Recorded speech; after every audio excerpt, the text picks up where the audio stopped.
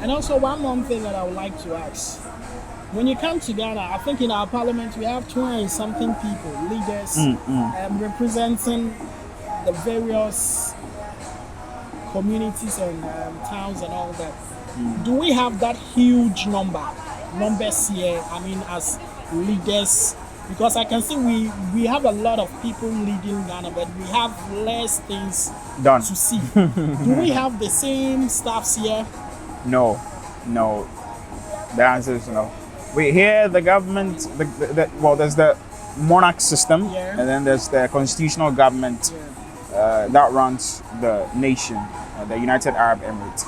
Yes. So we have the president, we have the vice president, who's the prime minister and the ruler of Dubai, His Highness Sheikh Mohammed bin Rashid Al Maktoum, and we have the ministerial positions. We have the ministers. The ministers are not more than 40. I mean, you heard him right. The ministers in Dubai are not even up to 14. But the town is running up and running. Things are being done. You understand? So I don't see the reason we should have all these ministers and then deputies and then personal assistants. And yes, still, why not share? You understand?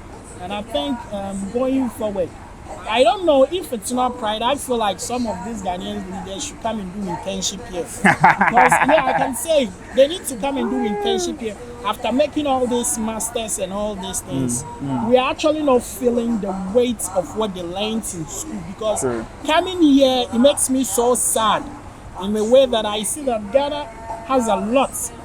For example, I've been here for like almost 5 days. I haven't seen a single madman on the streets. Is it that we don't have people who are crazy here in Dubai? Well, our leader likes for us to say mentally challenged, right? So I would use that phrase or that term.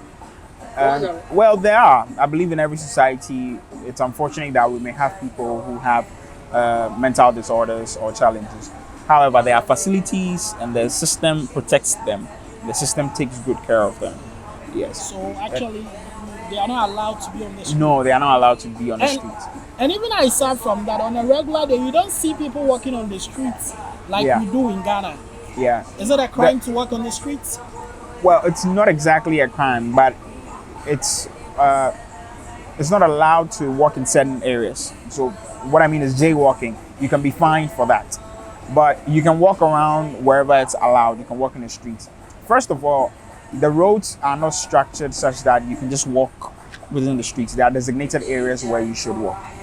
The second will be the weather. It gets really hot in the daytimes. Therefore, people don't come out as much in the daytime. Yes, you would find the delivery motors around here, but then you normally wouldn't find people walking around. But in the evenings, people come out and they enjoy the scenery, they enjoy the time out. Yes, that's the reason you don't find a lot of people outside. What is jaywalking? I mean, for the understanding of the person who hasn't been in Dubai before, what is the meaning of jaywalking? Jaywalking is when a pedestrian walks in the road or in the streets that's not allowed. So, in simple terms, when a pedestrian walks where they are not allowed to walk, that's jaywalking.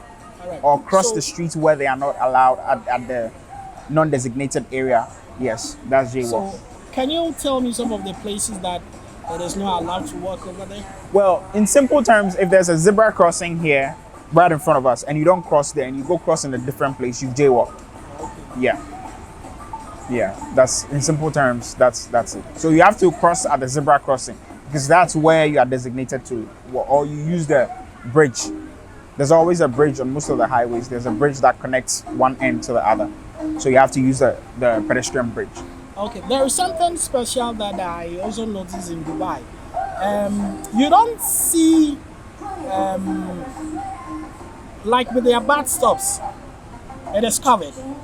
You go in there and there is air conditioning there. Yeah, it's fully air conditioned. And the footbridges are air conditioned. Air conditioned, yeah. But in my own country, you see cattle on the footbridge. It's sad.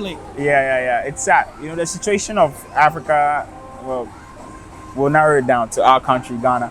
It's sad. And the saddest part is that our leaders act like it's not happening.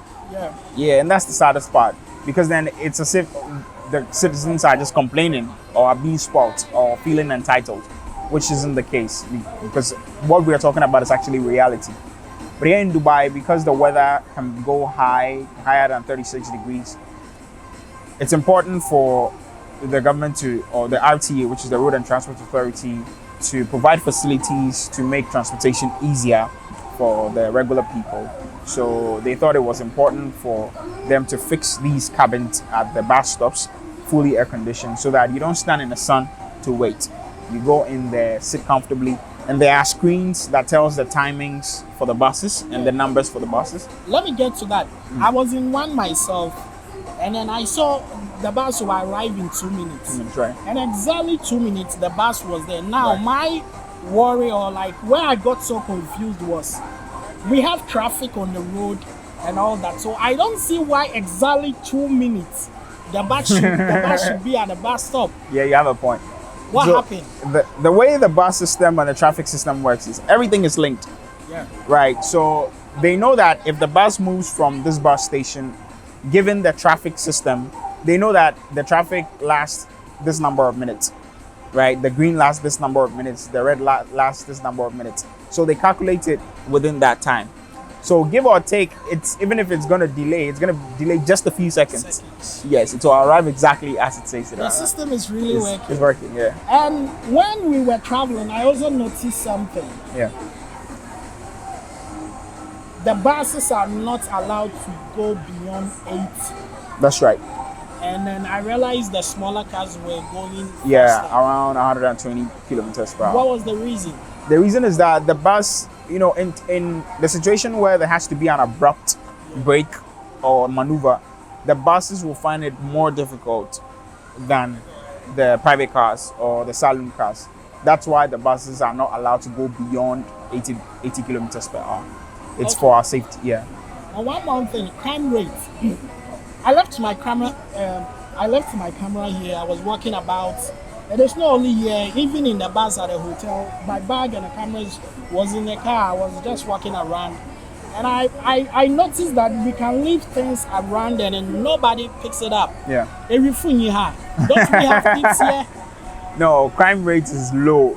Low. It's low. Is it yeah, that it's low. everybody is okay here? So stealing. Well, when we started this interview, I told you about the infusion of Islam. Yes. Yeah, and in Islam, it's a huge crime to steal. It's punishable, heavily punishable, and because they've instilled this kind of tradition and culture into the governance and the system, it has curbed the crime.